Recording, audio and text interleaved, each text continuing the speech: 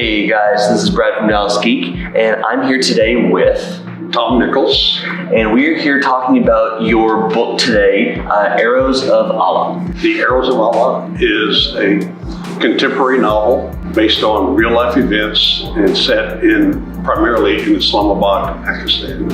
Awesome. So, when we were talking, you had said that this is actually the second book of a series. Right. What is the first book called? The first book, and these three books follow the professional life of Christie Cole, a former school teacher who joins the Federal Bureau of Investigation and is assigned to the International Joint Terrorism Task Force.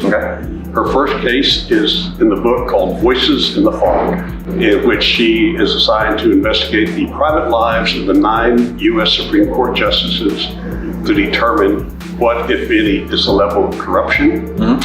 She does find one has been corrupted, and her assignment in that case then is to resolve that issue very covertly. And so this one is also dealing with undercover work. That's right. Then in Arrows of Allah, she is transferred from her normal assignment as a supervisory agent at the FBI Academy. And with the Joint Terrorism Task Force, she is assigned to Islamabad, Pakistan, where she takes up residence in a setting very similar to bin Laden's compound in Islamabad. And from there, she works with a team of Navy SEALs and a team of Pakistani agents. And their assignment then is not necessarily to go out and capture or kill. Their job is to intercept the money flow that is providing the Arrows of Allah. And the Arrows of Allah is not a term I determined. That I found out in the research was the phrase used by the Islamic terrorists to describe their weapons against the infidels. The weapon were the Arrows of Allah. Interesting. So I adopted that and put that into the name. Nice. So in this book, they are eventually successful. However, there is some very high drama in there when she is captured by the Taliban and foreign agents, and she actually faces the firing squad. Well, then we will definitely be interested to see how it turns out. You said that if this is a series, and this is the second one, do you have an idea of how long the series is going to be? Or is it just going to be ongoing as the subject matter continues to evolve? It'll be a series of 3 books, a trilogy. So Arrows of Allah is the second, and the third is entitled A Spy Among Us. That book will come out in about a month. And in that one, she is again with the Joint Terrorism Task Force, and she is assigned to Moscow, where again she is in an undercover capacity. And the storyline there follows the basic storyline of Wikipedia, Julian Assange, and others, in which hacking of intelligence service files is leading to the death of intelligence agents around the world. So her job there, again, is to find out who is not only hacking, but who is the hacker working for. I would say she carries that project out. But again, there's a lot of built-in trauma into it, because there is trauma in that way of life.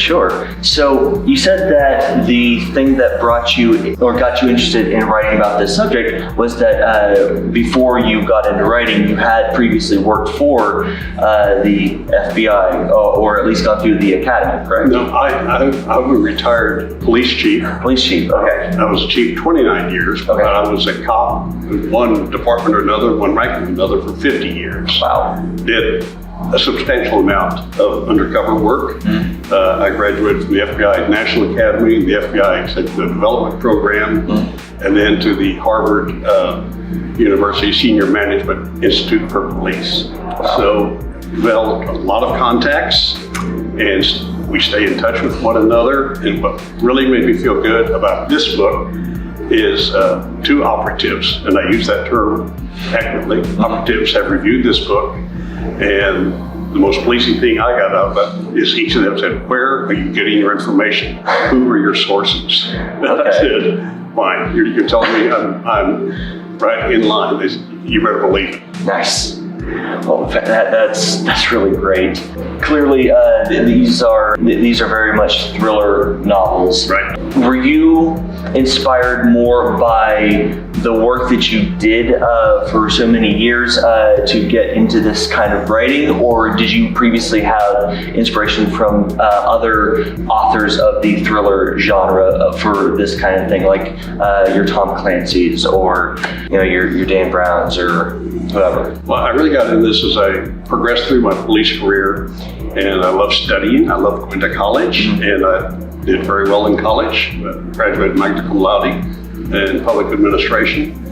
But I wrote a lot of police manuals, policy procedures, white papers, and then as I got a little more mature, I started transitioning to novels because I thought I've got a lot up there, and some people will never know what I've seen, but with discretion, I can put it out in the form of a book. Very nice. And of course, have your books garnered any particular recognition? This particular book, Arrows of Allah, was named the most realistic novel of 2018 by our host here at the Texas Authors Association. And I was very surprised when earlier this year, the book cover itself was named by Author Shouts as the book cover of the month. Oh, wow. Now, it is purported that this photograph on the cover is actually a photograph of a Taliban training site. Oh, wow. And from what people I've talked to and work that I've done and work that they've done, I said, well, if that's not one, somebody sure staged a very good one. Very nice. One last thing that is a big thing for a lot of the thriller authors that I've had a chance to talk to is have your books been transitioned into audio form yet?